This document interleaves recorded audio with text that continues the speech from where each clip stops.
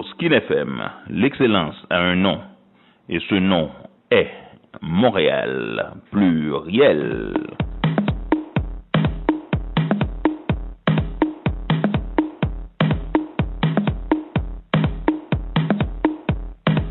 De retour sur de Montréal Pluriel, votre émission du matin. Écoute, on a une émission exceptionnelle de matin. Non, pas plaisir, nous, on s'amuse, et on continue la même veine. On parlait politique, c'est pas vrai. On va parler faire affaire avec Haïti. Je t'appelle Jean-Jacques Barry. Est-ce que c'est le bon nom? Bon, je suis content que tu l'as demandé.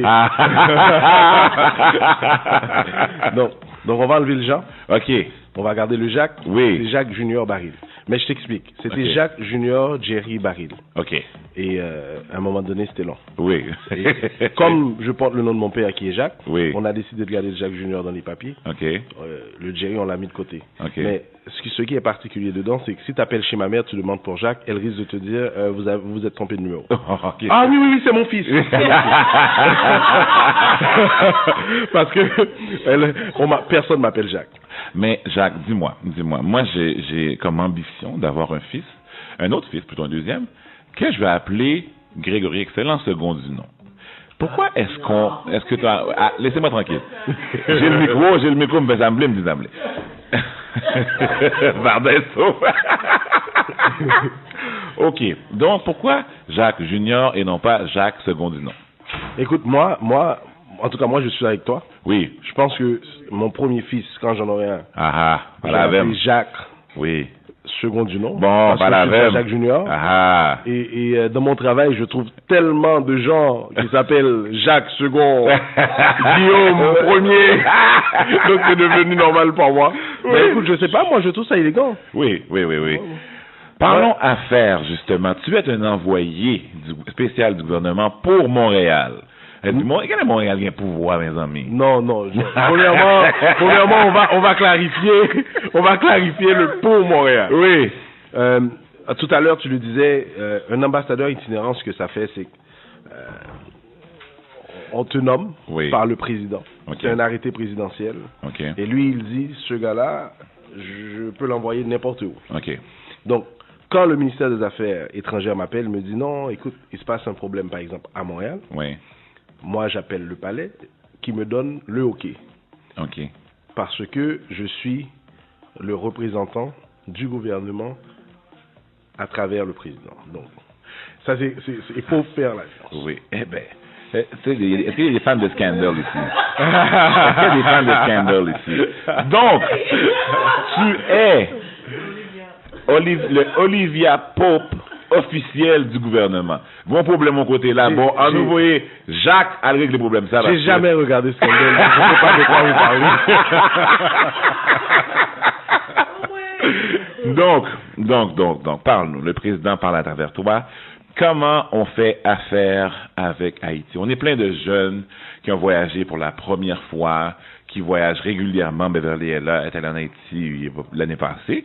Moi, je suis allé cette année et l'année passée. Il y a beaucoup de gens qui rentrent dans le pays pour la première fois et ils regardent un pays où il y a des opportunités, mais on dit j'en peux parce qu'on ne sait pas où commencer, à qui parler, qui est de confiance, qui n'est pas de confiance. Si tu as une marche à suivre, OK, pour l'investisseur haïtien d'origine, plutôt québécois d'origine haïtienne ou autre, investisseur point, qui veut investir en Haïti, comment il fait? Greg, d'abord, aujourd'hui, on va se dire les vraies choses. Bon, voilà. Port-au-Prince va peut-être me rappeler, me dire non, mais comment, ambassadeur, comment on a pu dire ça? On va se dire les vraies choses. Oui. Il faut comprendre que c'est très difficile de faire affaire en Haïti. Mm-hmm. En même temps, ça peut être très facile. C'est très difficile parce que 80% des gens que vous allez rencontrer regardent Greg Excellent et disent ah, monsieur Gall en forme, oui. Après, le gars est bon, oui. Et tout de suite, tu es déjà dans le mauvais chemin parce que lui, il te voit, il voit son $5,000, son $10,000, son 15, peu importe ce qu'il peut tirer de toi. Oui. Et qu'est-ce qui arrive entre-temps, c'est que tu commences avec un goût amer. Oui. Et malheureusement, il faut se dire les vraies choses, il existe trop de gens comme ça en Haïti. C'est malheureux, mais c'est comme ça. Il y a des grosses firmes d'avocats qui vont faire des choses comme ça, tout simplement pour faire durer les trucs, justement pour... Donc, tu as raison d'avoir peur. Oui. Cependant, il existe des moyens de faire des affaires faciles en Haïti. Moi, ce que je dis à tout le monde, il faut enlever cette idée, cette culture de quand je vais en Haïti, je dois passer à côté.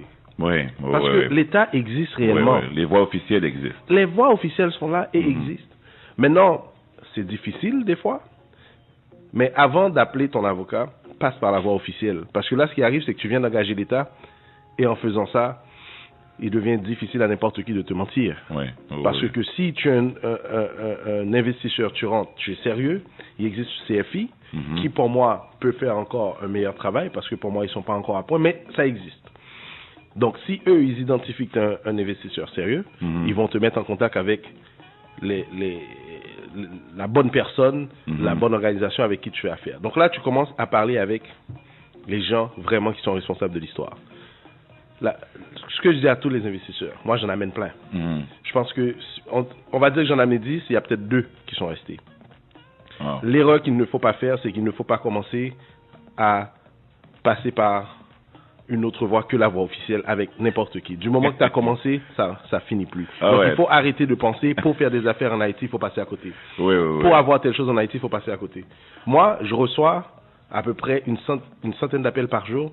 C'est pas parce qu'on veut savoir comment je vais. C'est pour me demander qu'est-ce que je peux faire pour toi. Qu'est-ce que vous pouvez faire pour moi. Donc, mais ça, c'est... Et souvent, les gens vont penser que c'est méchant de dire à quelqu'un, non, vous pouvez pas. Oui, mais c'est vrai, à un moment donné, on peut pas. À un moment donné, moi, ce que je dis, moi, je sais pas pour les autres, mais moi, qu'est-ce que je dis? Je dis, mais donc, qu'est-ce que tu me demandes de faire là? Tu me demandes d'aller demander pour toi? Donc, finalement, là, tu me demandes d'aller mendier. Je le fais pas pour moi, je le ferai pas pour toi. Désolé. Définitivement. Mais autre chose, autre crainte des investisseurs, à part la voie officielle et non officielle, c'est la pérennité de l'État. Dans le sens que M. Martelly, avec tous ses défauts, écoute, nous, on a fait nos choux gras, on s'est amusé. On a dit du positif, on a dit du négatif, nous, pour plaisir, nous. Mais une chose qu'on peut dire, c'est qu'il y a un climat d'affaires, surtout au niveau du tourisme qui a été créé sous ta présidence. Ça, on m'en a dit, Martelly pas fait ça, c'est menti là-bas. Littéralement, ok?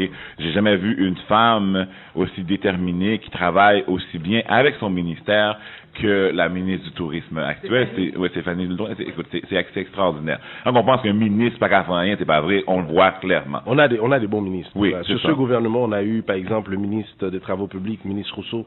Aujourd'hui, si tu as déjà été en Haïti, ou même tu as déjà vu des photos d'Haïti, tu retournes maintenant, c'est pas la même chose. Oui. Alors, pas gain route en Haïti, je dis, non, c'est pas vrai, pas vrai. Mal je au cap là. Écoute, c'est pas vrai. Gain route. Mais justement, la pérennité de l'État. Parce que, une des choses qui est dit, c'est que, bon, quand le gouvernement change, tout peut changer. Ou ce que ici, oui, il y a des choses comme bizarres. Alors, c'est comme on avait une marine normale, qui avait un nom, marine canadienne. Maintenant, elle s'appelle la marine royale canadienne. Bon, le gouvernement peut faire des changements, on fait des changements au niveau des affaires étrangères.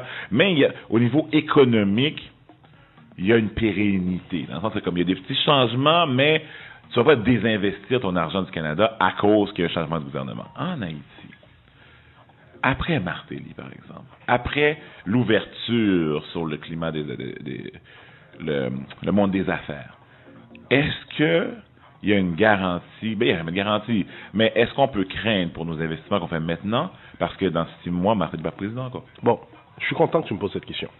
Je vais te dire pourquoi. Et avant de répondre, on va ouvrir une petite parenthèse. Mais Brandt, ça fait 60 ans qu'il a fait son investissement.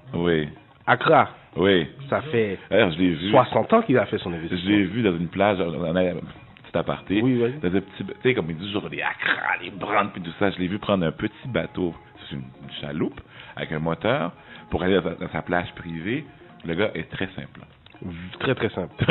très simple. Oui, bon, mais ça fait 70 ans que son père est venu. Ils ont fait un petit investissement. Vous savez, il faut dire les choses telles qu'elles sont. Vous savez, ces gens-là, quand ils sont arrivés en Haïti, ils vendaient de la toile. C'est pas des riches. Avec sandales dans pied haut. Avec sandales dans pied haut. Et aujourd'hui, moi, quand je suis en Haïti, j'avais un investisseur qui est rentré. Sa mère est décédée pendant qu'il était là. Il devait partir tout de suite. Il me dit, je dois partir, mais il n'y avait plus d'avion. Moi, j'ai appelé un ami qui a appelé Marc-Antoine pour lui dire, est-ce qu'on peut louer ton jet privé?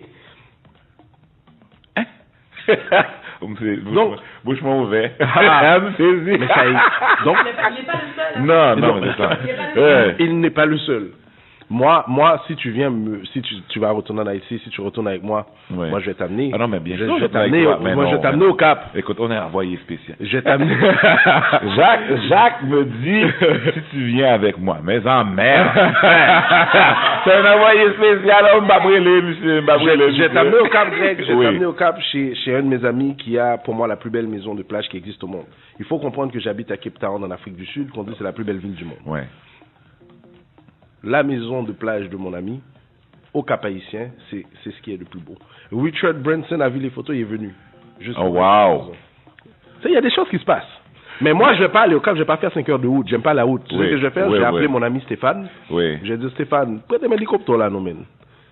Alors que le père de Stéphane, c'était un maçonnier au début. Donc, il y a des gens qui ont réussi en affaires. Oui. Maintenant, l'histoire de l'État, ce qui arrive, c'est qu'il faut dire, les gens, quand ils arrivent, tout le monde veut faire affaire avec l'État. Les gens disent, non, on va investir en Haïti. Mais ils arrivent, ils présentent des projets. Ouais, mais l'État doit mettre de l'argent. Donc, tout le monde a l'impression qu'on doit en Haïti. Non, l'État va donner de l'argent. Moi, je peux te dire, 80% des gens qui vont investir vont chercher du financement. Parce qu'ils se disent, le Fonds monétaire international est là, la BID est là, donc il y a des gens qui donnent de l'argent, donc et il y a des projets à faire. Tout est à faire en Haïti, c'est vrai. Et il y a l'argent existe là. Mais il y a plein de gens aussi qui sont arrivés, qui ont pris leurs premiers 5 millions, qui sont partis. Ils ont présenté des beaux projets. Moi, j'ai été dans des présentations. Je peux te dire, je cherche ces compagnies-là aujourd'hui, je les trouve plus. Donc, on est encore ce pays où les gens se disent, ah non, on peut aller en Haïti, on peut faire un...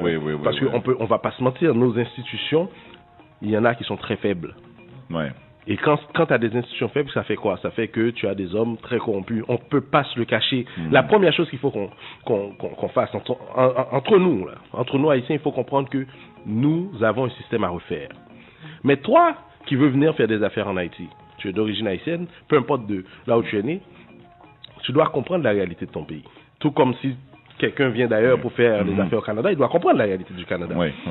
Maintenant, les gens viennent du Canada ou des États-Unis, ils viennent faire des affaires en Haïti avec une mentalité canadienne.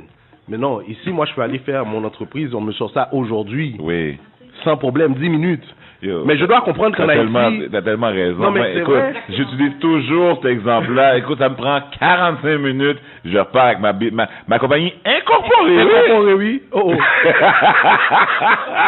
Aïe, aïe, aïe. Il faut comprendre que en Haïti, ça marche pas comme ça. Non. Parce que ça peut être tout simplement la dame qui signe ça, te dit, Monsieur Baril, moi je termine à 4 heures. Ensuite je pars pour le week-end, je reviens mardi matin. Elle va même pas déléguer ça à quelqu'un, parce que elle qui doit le faire. Donc nous, l'État, nous avons aussi un travail à faire, nous devons moderniser nos systèmes. Et sur le gouvernement Martelly-Lamotte, au départ, on a commencé à faire ça. Aujourd'hui, on a l'e-governance. Ah, aujourd'hui, si tu rentres en Haïti, mon frère, je sais que tu es là. Parce que là, j'ai e-governance, on arrive, on met le passeport, puis là, on a des données d'information. Greg excellent dans le pays. Je sais où tu seras, parce que tu as mis ça. Haïti. Tu sais, il y a beaucoup de choses qui se passent. Ça bouge. Mais ça parle tellement. Moi, je me rappelle quand j'ai dit à ma mère, non, maman, le président m'a appelé, personnellement. Il m'a dit, chef, je vais vous le dire, comme PO, non, je sais dans quelle sphère que tu es, mais le pays a besoin de toi. Moi, c'est pour ça que je suis retourné. Je ne suis pas retourné parce que j'étais au Japon, on était au Japon ensemble. Moi, d'ailleurs, j'étais là comme homme d'affaires. Et lui, il était là. Moi, j'étais là en tant qu'homme d'affaires haïtien pour faire un échange avec les Japonais. Et quand il a vu la présentation que j'ai faite, il a réalisé que plein de Japonais venaient vers moi et mes associés. Et il a dit, ah, mon cher, pourquoi je me dis ça là? Donc, tu m'as jamais rien dit. Et c'est comme ça que je suis retourné. Et de fil en aiguille, là, il veut parler avec telle personne, il réalise que non, j'avais ça. Donc, ce qui arrive, c'est qu'on a plein de ressources autour de nous, on ne réalise pas. Ça, c'est vrai. Et lui, ce qui est bien chez le président Martelly, un enfant de 10 ans peut lui parler du moment qu'il sent que cette personne sait de quoi il parle. Donc, il a une ouverture d'esprit comme ça. C'est pour ça que ça a marché au niveau du tourisme. Et ça, nous avons besoin de ça. Il faut se dire les vraies choses. Haïti a besoin de toi. Les gens avant voulaient pas le dire. Non, oh, on va amener Greg Excellent là. Next thing you know, c'est lui le ministre des Finances. Ce sera plus notre gars. mais si Greg est capable de le faire, il faut mettre Greg à cette place. Moi, dans la place que je suis, je peux pas te dire la chaleur que je reçois. Ah non, j'imagine. Mais l'avantage que j'ai, c'est qu'ils savent aussi, moi, si je décide de ne plus faire ça, je peux faire autre chose. Et ça, ils respectent ça. Donc, on a trop de gens dans ces positions qui, ils ont commencé leur carrière là, ils ont continué leur carrière là, ils vont terminer la carrière là, et les enfants vont le terminer comme ça. Mais quand tu me dis, tu veux venir en Haïti faire des affaires, Greg, je dis, viens. Moi, bon, j'ai une question. Envoyé spécial du gouvernement, on va se faire plaisir. Il y a un concept en Haïti que je ne comprends pas. Moi, depuis que je suis jeune, ça fait longtemps, depuis que je suis, moi, j'ai 40 ans, là, depuis que je suis jeune, il a dit comme ça, mon pilbo, ça amène, j'ai oui, mon ça. Moi, je dis, ok, bon. Et l'année passée, j'ai eu l'opportunité, non, cette année, oui, cette année, au mois d'avril, là, j'ai eu l'opportunité, justement, d'y aller, de monter la citadelle, mais c'est pas ça le point. Le point, c'est que moi, j'ai toujours pensé que la ville d'Ocap, t'es sous tête monde. Donc, tu n'avais pas le choix de prendre la monde pour aller à la ville d'Ocap. La monde, c'est une montagne pour les non-haïtiens. Je me rends compte que nous filons monter monde, je pense que je suis bon. Il a dit, nous allons descendre monde. Descendre monde. Quel débat ça nous fait monter là? Nous allons descendre Nikounia pour arriver à la ville d'Ocap. Moi, ça, C4, explosif, qu'est-ce qui saute là? Tu as déjà dit? Oui, donc C4. Tu vois qu'à Plati, moi, ça, nous finit avec ça. Jacques Mel, même chose. Mon Karaté, c'est un beau vestige et tout ça. Travaux publics, ça leur tente pas d'aplatir. Comme la ville est derrière. Oui. Elle est pas en haut. Donc, on peut aplatir la monde, nous finir avec ça. Bon, c'est un vestige de l'histoire et tout ça, mais quand même, ça va être beaucoup plus sécuritaire. Pourquoi le monter monde, descendre monde? Bon, déjà, j'ai une délégation de travaux publics avec moi, je vais leur... J'ai un problème. Oui, mon garder pire toujours. Par contre, je pense qu'il peut y avoir une explication très simple à ça. C'est que, au lieu de faire ça, je pense qu'ils ont préféré, tu as vu toi-même, tu as vu la route, maintenant aujourd'hui il y a une route beaucoup plus sécuritaire que c'était avant. L'avion. Avant tu entendais ça, parce que ce qu'il y avait en fait, c'est que la route n'était pas faite. Il y avait des falaises à droite et à gauche, il n'y avait pas de barrage. Donc c'est pour ça que les gens disaient, Mon Pilboro, dangereux parce que c'est clair qu'il y a quelqu'un qui va tomber. Il y a des gens qui vont là, qui passent par Mon Pilboro. Tu sais, quand nous, on voyage, dès qu'on atterrit, on appelle à la maison, on est bien arrivé. Oui. Avant, là, les gens, ils sortaient de Cap. Dès qu'ils passent Mon Pilboro, il appelait. Passez Mon oui. Mais je pense, l'explication qui peut être très simple à ça, c'est que les gens ont cette impression que un gouvernement peut tout faire. Nous avons déjà une culture dans un pays où les gens ne payent pas de taxes. Ça, c'est notre premier problème. Les gens ne payent pas de taxes. Prends Digicel. Il y a des gens qui ne travaillent pas, qui dépensent 2000 gouttes, 3000 gouttes par mois chez Digicel. C'est quand même $70, $75. C'est plus cher que notre téléphone d'ici. Oui. Oh, moi, je paye 45. Je sais pas combien tu payes. Moi, je paye 45. Je suis là. Par contre, il n'a pas $20 pour payer l'électricité à l'État ici. Ah, non. Oh, EDH. EDH vient, il coupe. Mais il y a Boss Néné. Donc, il va voir Boss Néné, petit fil, sur le truc. Il met.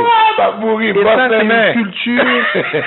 Ça a été cultivé, Et nous, on est là à penser que c'est normal. On est là. Quand je dis nous, hein. C'est normal. Moi, je me rappelle, je suis allé voir ma tante. On parle d'électricité, je suis allé voir ma tante. J'ai dit, ma tante, pourquoi tout le monde a l'électricité, toi, ça n'a pas? Ah, mon EDH coupé mouille. Donc, ils ont coupé l'électricité de ma tante. J'ai dit, ma tante, tu dois combien EDH? Il se trouvait que je connais la directrice générale. Je l'appelle. Je lui dis, écoute, on a coupé le truc chez ma tante et tout, comment on fait? Non, j'ai envoyé des techniciens. Écoute, elle aurait pu appeler. Les techniciens arrivent. Et là, les techniciens partent. C'est sa maison. On lui refile le proforma. Donc, voilà combien ça va vous coûter. Oui, oui. Donc, elle a la facture, mais c'est moi qui paye. Et là, elle m'appelle, elle me dit, ah, j'ai vu la facture là. En tout cas, si tu me donnes la moitié de l'argent, Boss Néné peut arranger ça. Donc, tu vois, cette culture de toujours vouloir faire les choses. Et par contre, elle va jamais dire à Digicel, hein? Donc, Digicel là-bas, bon, pourquoi? Parce que Digicel, tu payes pas, je te coupe et c'est fini. Donc, il faut que, et ça, Greg, ce que j'explique à tout le monde, on ne peut pas changer une culture que les gens sont déjà dedans. Oui. Comment on va changer ça? Ouais. Comment tu vas expliquer à quelqu'un qui a vu son grand-père, sa grand-mère, sa mère, de payer EDH? Ça a toujours été Boss Néné. Donc, il va toujours payer Boss Néné. Et déjà, Boss Néné est plus cher. Mais par contre, ce qu'il ne réalise pas, c'est que Boss Néné a passé sa vie à voler tout le monde. Parce que lorsqu'il vole l'électricité d'Haïti, c'est EDH qu'il vole, c'est l'État, c'est la population qui vole. Mais tout le monde est d'accord que Boss Néné soit un voleur accrédité par le quartier, parce que tout le monde va chez Boss Néné. La police viendra arrêter Boss Néné, mon cher, le quartier va se lever. Émeute, manifestation. Donc, on vit un peu à l'envers. Moi, j'ai toujours dit, le changement d'Haïti, le changement dans la structure d'Haïti se repose entre les mains des enfants Haïti vivant à l'étranger. Si il y a des gens qui ne sont pas d'accord, je vais probablement avoir des ministres, si jamais ils ont des gens ici qui leur envoient ça, qui vont m'appeler mon cher. Tu n'aurais pas dû. Mon cher. Moi, j'ai dit, le beau français, il faut arrêter. Et on peut dire ce qu'on veut du président Martelly. Non, mais il n'a pas de protocole, il n'y a pas... Je préfère avoir un président un peu moins de protocole, mais avec de l'action. À l'étranger, ça se voit pas bien, très clair. Mais tu sais, la vérité, c'est que nous, on est là, il y a l'électricité ici. Aujourd'hui, il y a des gens qui ne pourront pas sortir parce qu'ils ne pourront pas repasser leur chemise parce qu'ils n'ont pas d'électricité. Donc, est-ce que je veux un président qui va venir parler français dans toutes les tribunes, qui se croise les pieds au bon moment, qui prend le café comme il faut, qu'on parle de lui en bien, oh, monsieur le président, mais un président qui se lève à 2h du matin, qui t'appelle, qui te dit, tu fais quoi? Je dis, mais président, il est 2h du matin, je dors. Bon, pas dormi, viens chez moi, mon gars, là, il faut qu'on parle tout de suite. C'est ça le président Martelly. C'est pour ça que moi, je suis resté. Ça m'a motivé. C'est le gars qui va t'appeler à 3h du matin, c'est dans sa tête. Maintenant, on en parle maintenant. Parce que demain, je risque d'oublier, il ne faut pas qu'on oublie. Et je pense qu'il a fallu ça pour avoir des gens comme moi qui retournent. Regarde, tu n'as jamais été, là cette fois-ci tu as été. Le changement, je vais le répéter, d'Haïti et la structure d'Haïti se repose entre les mains des enfants d'Haïti vivant à l'étranger. Bon, Jacques Barry Junior, j'ai pas d'autres questions. On va arrêter sur ce point. Ce point pas grand. Des fois, c'est comme, on va essayer rajouter. On va arrêter sur ce point. Tu as tout dit. Merci, Jacques. Merci à toi. Continue ton travail. Ben, merci. Et aucun problème, oui, là, parce que... M'attends-nous. Normal. On va faire une pause publicitaire. On vous revient sous peu. Skin FM 106.3, Montréal.